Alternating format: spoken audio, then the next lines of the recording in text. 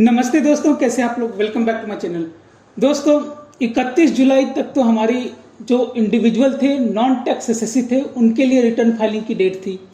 But जो जिनका account audited है, जिनको 3CA 3CD फॉर्म सबमिट करना है, उनके लिए जो ड्यू डेट है वो 30 सितंबर है। कुछ डेटेज में जहां पे आपकी फॉरेन एक्सचेंज की ट्रांजैक्शन इन्वॉल्व है, फीमा का गाइडलाइन है, वहां पे आपको 31 दिसंबर भी मिलता है। बट जनरली 30 सितंबर आपका लास्ट डेट है ऑडिट, टैक्स ऑडिट करने का और रिटर्न आपको सबमिट करने का, अगर आप ऑडिटेड एसएससी हैं तो। अब इनकम टैक्स की वेबसाइट पे ये जो है, देखिए डाउनलोड्स के सेक्शन में जाने के बाद आपको दिखेगा, इनकम टैक्स फॉर्म में आपको दिखेगा 3CA 3CB या 3CB 3CD फॉर्म। आप यहां से डाउनलोड करके आप इसको भर सकते हैं, अपने चार्टर्ड अकाउंटेंट को बोल के करवा सकते हैं ये सारी चीजें। तो आज हम जानेंगे कि टैक्स ऑडिट क्या होता है, क्या लिमिट है। इसमें कई सारी कंफ्यूजन है कि 1 करोड़ की लिमिट क्या है, 2 करोड़ की लिमिट क्या है, 3 करोड़ की लिमिट क्या है, 10 करोड़ की लिमिट क्या है, 50 लाख की लिमिट क्या है, किसी किसी केस में आप सुनेंगे 75 लाख। ये सारी चीजें आज मैं बताऊंगा डिटेल में। तो इसके लिए मैंने एक PDF बनाया हुआ है, अगर कोई पर्सन चाहे तो ले सकते हैं। तो सबसे पहले टैक्स ऑडिट क्या है। टैक्स ऑडिट का मतलब होता है चेक करना, रिव्यू करना, इंस्पेक्शन करना। किसका? तो आपके बुक्स ऑफ अकाउंट का, आपने जो एक्सपेंसेस इनकम जो दिखाए हैं वो सही सही दिखाए हैं या नहीं दिखाए हैं, उसका जेन्युइनिटी चेक करना। अगर tax act, income tax act अगर किसी ऑडिट को बोलती है कि आपको करनी है तो उसे टैक्स ऑडिट बोलते हैं। अब जरूरी है, जैसे कंपनी ऑडिट होती है, कंपनी एक्ट बताती है कि आपको इस केस में ऑडिट करवानी है। जैसे कंपनी के किसी भी केस में ऑडिट होनी जरूरी है तो वो कंपनी ऑडिट हो गई। इसी तरीके से इनकम टैक्स की ऑडिट होती है। ये रिटर्न किस फॉर्म में जाती है? तो 3CA 3CB और 3CD। मतलब अगर आप कंपनी है तो आपका 3CA प्लस 3CD जाएगा, अदर देन कंपनी है तो 3CB प्लस 3CD जाएगा।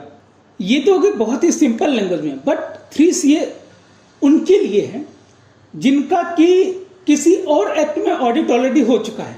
जैसे आप कंपनी में नहीं क्यों बोला? क्योंकि कंपनी में कंपनी एक्ट के हिसाब से ऑडिट जरूरी है, तो इसलिए मैंने कंपनी बोला। आप हो सकते हैं कोई और भी कॉर्पोरेशन हो जिनको किसी और एक्ट के अंदर आपकी ऑडिट जरूरी है, तो आपको टैक्स ऑडिट फिर से नहीं करवानी है, वो माना जाएगा कि टैक्स ऑडिट का पार्ट है, तो उनको 3CA 3CD करनी है। बाकी के लिए 3CB एंड 3CD है। ऑडिट का सेक्शन क्या है? 44AB इज ऑडिट का सेक्शन। नाउ अब हम चलते हैं कि क्या क्या एग्जम्पशन लिमिट है, मतलब कितनी कितनी थ्रेशोल्ड लिमिट है। अगर आपकी बिजनेस है तो अगर आपने प्रिजम्पटिव टैक्सेशन स्कीम में नहीं ले रखा है, अपने को ऑप्ट नहीं कर रखा है। प्रिजम्पटिव टैक्सेशन स्कीम क्या होती है कि गवर्नमेंट ऑफ इंडिया बोलती है कि, सॉरी, इनकम टैक्स डिपार्टमेंट बोलती है कि आपका अगर कुछ सर्टेन कैटेगरी ऑफ बिजनेस है और उस पर आपका सर्टेन एक लेवल तक अभी आपकी थ्रेशोल्ड लिमिट है, तो आपको एक सर्टेन परसेंटेज ऑफ इनकम आपको दिखा देना है, आपको ऑडिट की जरूरत नहीं है। तो अब ये सर्टेन चीजें क्या है हम ये आगे देखेंगे। तो अभी हम फिलहाल जैसे आपको जिस फ्लो में बता रहा हूं वैसे आप समझते जाइए।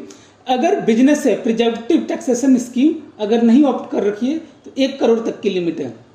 लेकिन अब 10 करोड़ क्या है? अगर आपकी ग्रॉस रिसीट एंड पेमेंट, मान लेते हैं कि आपकी रिसीट हुई से मानते हैं कि 100 रुपए, उसमें से अगर 95 रुपए अगर नॉन कैश ट्रांजेक्शन है तो आपकी लिमिट हो जाती है 10 करोड़। सिमिलरली अगर आपके पेमेंट है, आपके 100 रुपए की पेमेंट है, उसमें से 95 रुपए आपने ऑनलाइन मोड में करा है, मतलब नॉन कैश है, तो उसको माना जाएगा कि आपका ये जो लिमिट है वो 10 करोड़ हो जाएगी। 1 करोड़ की जगह 10 करोड़ हो जाएगी। अब आप बोलोगे मेरा तो सारा का सारा इनकम अगर ऑनलाइन मोड से होता है तो कोई बात नहीं, आपकी जो ऑडिट लिमिट होगी वो 10 करोड़ तक होगी। अब एक चीज है, अगर आप प्रिजम्पटिव इनकम अगर आप लिए हुए हो, प्रिजम्पटिव इनकम मतलब अगर आपकी बिजनेस है और आपने 44AD में अपनी इनकम दिखाई हुई है, 44AD में आपको पता है कि आप अगर कैश ट्रांजैक्शन है तो 8% और नॉन कैश ट्रांजैक्शन तो 6% ऑफ टोटल रिसीट का आपको अगर आपने इनकम दिखा दिया तो आपकी ऑडिट की रिक्वायरमेंट नहीं होती।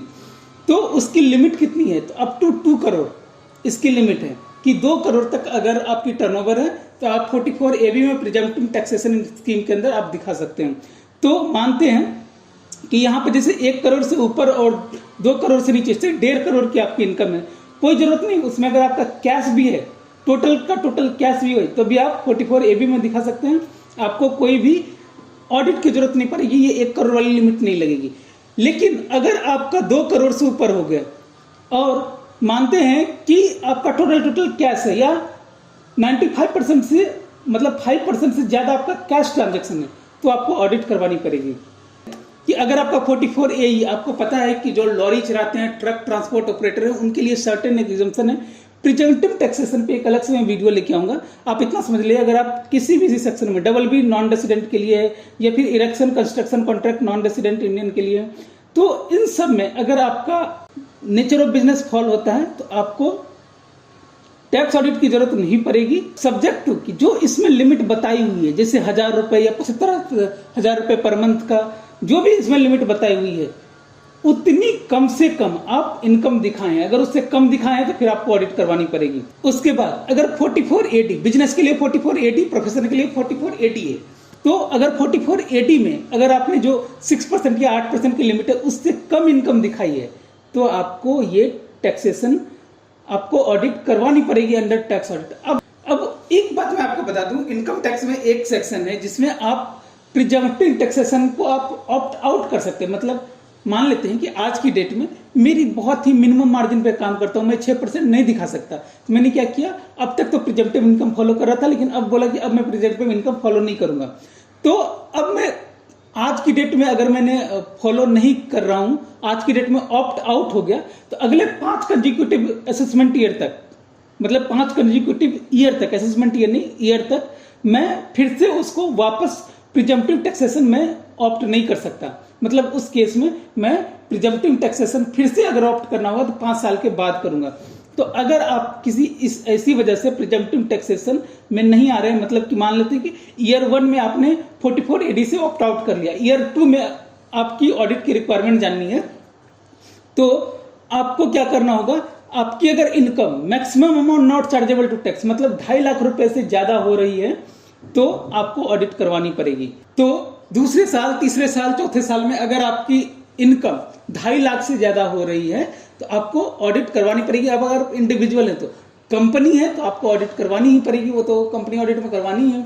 इनकम टैक्स फर्म है, मतलब पार्टनरशिप फर्म है, तो भी ये आप पे एप्लीकेबल हो जाएगा।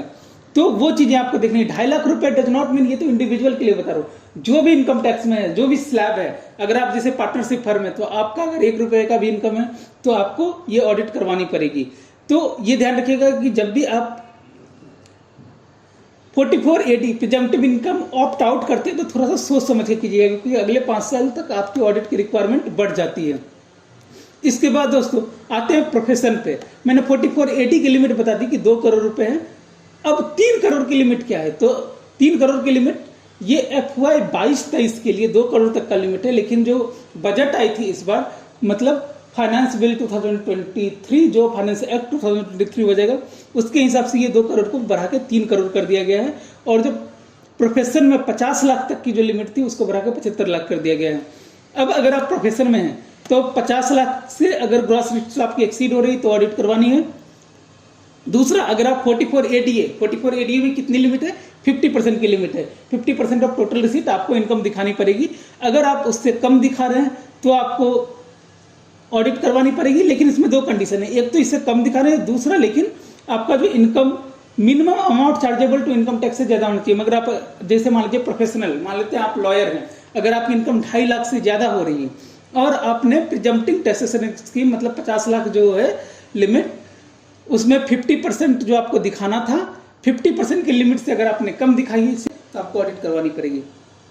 इसके बाद आते हैं बिजनेस लॉस। जब भी आप लॉस दिखा रहे हैं, इसका मतलब ऑफकोर्स आप 44 AD में नहीं मान रहे, क्योंकि 44 AD को लॉस से मतलब ही नहीं है। वो बोलती है कि भैया इतना आपकी टर्नओवर हुई, या 44 AD ये बोलती है इतनी आपकी रिसीट हुई, उसका इतना परसेंट, 6 या 8% बिजनेस के केस में, 50% 44 AD के केस में, कि इतना परसेंट आप मुझे दिखा दो, टोटल का टोटल हमारा इनकम है। तो अगर लॉस है और टर्नओवर 1 करोड़ से ज्यादा जा रही बिजनेस लॉस के केस में, तो आपको ऑफकोर्स जो है ऑडिट करवानी पड़ेगी। इसके बाद देखिए, आई होप कि ये पूरी की पूरी सिचुएशन आपको समझ में आई है।